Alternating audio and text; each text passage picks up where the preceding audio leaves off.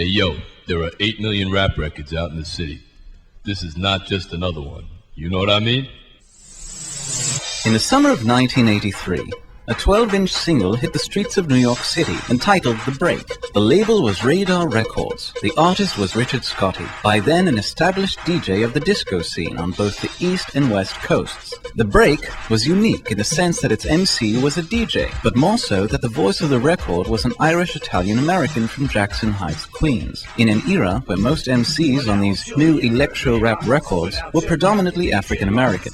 Now, after a career behind the decks that spans more than 20 years, we've sat him down to speak about The Break, his DJ career, and his latest release. The Break is a record I put out in 1983, and I have the dubious distinction of being the first recorded white rapper on vinyl. I was 2 years before the Beastie Boys and 4 years before Vanilla Ice, and it came about because I was doing some radio spots for a station called KTU, and I suggested that they, do some spots on the radio. So I wrote the spots. In fact, one of them, the Godfather spot, actually got nominated for an award and came in third. But I'd go to this recording studio, write the spots, act them out, get the sound beds. If I had other characters involved, I'd use them. And we started to get a lot of people coming into the club because of these clever spots. So I noticed that the place had like a corny answering machine, and I used to do these little raps. So I did a rap on their machine. They thought it was great. And they said, have you ever thought about, doing a record? And this is 1982 to 83, and thus The Break was born. When I was in Vegas, I used to rap in the club live and work the name of the club into the rap. And then my rival DJ in town, who became my best friend, was Frank Annabelle. I found out, I opened the door to go into his club, and I hear him rapping, and I thought I was the only white rapper in the world. And then we started rapping together, and we had a friend, Heard Him Bad, that had all these sports raps on Profile Records. And we'd go to a park that was predominantly black and blow their minds because it was the reverse of what you thought you'd see. It was a black DJ cutting up records, anchored by two white guys rapping. And it was like a reverse Oreo cookie. And they were flipping out. They were like, check it out, it's a white boy. It's white boys up there. So, as a house DJ now, it's kind of something that you don't really attach yourself to, but it is something to kind of be proud of. And it's actually on websites, and it's on YouTube. In Europe, they're big on that particular record. And it's electro breakbeat kind of song. Breakdancers like it. It's a classic in its own way. Now there's a song that you want to request. All I'm gonna do. When asked about some of his more memorable moments as a DJ, he had this to say. One night, Sugar Hill Gang walked in, along with Cool in the Gang. And so I did my little Cool in the Gang medley, spun everything I had. And Sugar Hill Gang, I called them up into the booth to try to entice them to do a live rap. Talk them into doing Rapper's Delight, basically, and they did it, and I asked them to pass the mic. Because, in rhythm, on a count, you pass, and the next guy comes in. So I asked them to pass me the mic after I was cutting up, Good Times, to bounce, rock, roll, skate.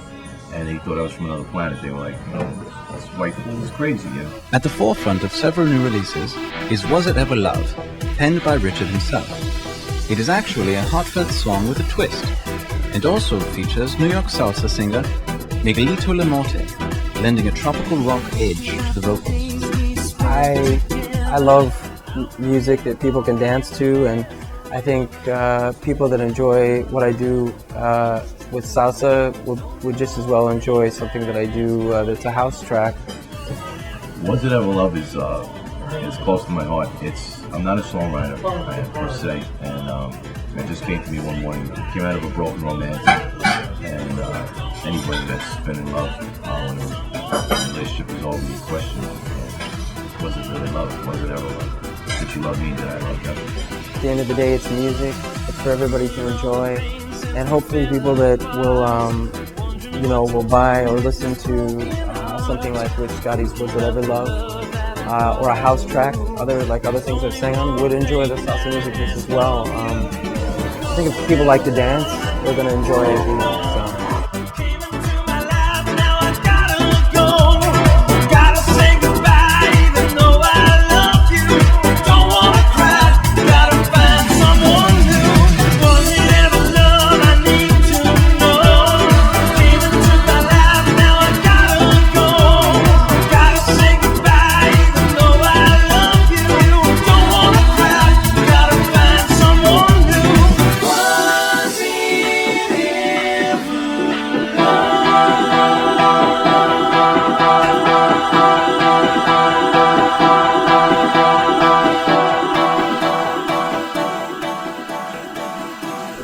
And as for the future of house music, probably going to be called home music.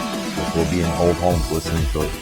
House will be around forever. It came out of freestyle, right after the whole freestyle boom, which unfortunately, freestyle was great at its time, but so was the twist when Chubby Checkers did it. But you don't play it now.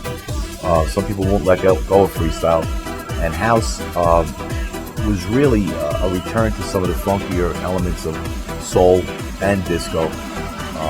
And it's got all different forms. There's funky house, progressive house, tribal house, vocal house. So there's a lot of different types of house. People that don't know much about dance music automatically say, "Hey, he's playing techno," and it's not everything's techno. So house is going to stick around. It's just going to morph into different things. Was It Ever Love is available worldwide at all your favorite music sources, including iTunes and Amazon.mp3.